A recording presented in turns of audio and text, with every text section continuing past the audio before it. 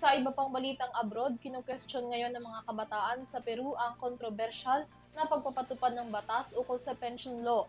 Sa naturang batas, inuobliga ang mga nasa edad 18 pataas na makibahagi sa isang pension provider, bagay na hindi nagustuhan ng mga nasabing kabataan. May karagdagang report si Son Santiago. Daan-daang kabataan sa Lima, Peru ang nagsagawa ng kilos protesta laban kay President Dina Boluarte matapos ipatupad ang kontrobersyal na batas ukol sa pension system. Nagsimula pa ang protesta nitong September 20 matapos aprobahan ng panukalang nag-uutos na lahat ng mamamayan doon edad 18 pataas ay kinakailangan sumali sa isang pension provider. Ayon sa datos ng National Statistics Agency ng Peru, halos 27% ng kanilang populasyon ay kabilang sa edad ng 18 hanggang 29 na siyang mga pangunahing apektado ng bagong sistema.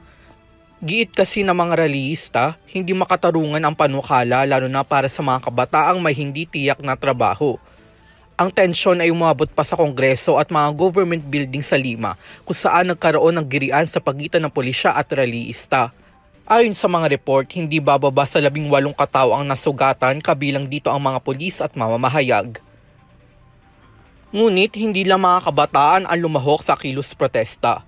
Nakiisa rin ang iba't ibang sektor ng lipunan sa Peru na naghahayag na kanilang reklamo laban sa lumalalang umano'y katiwalian sa gobyerno doon.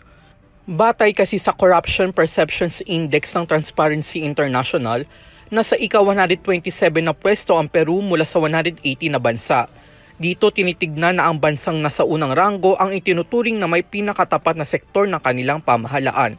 Sa ulat naman ng Institute of Peruvian Studies, umabot lamang sa 2.5% ang approval rating ni Boluarte nitong Hulyo habang 3% lamang sa Kongreso. Para sa EuroTV News, ako si Son Santiago, sumasaludo sa bawat Pilipino.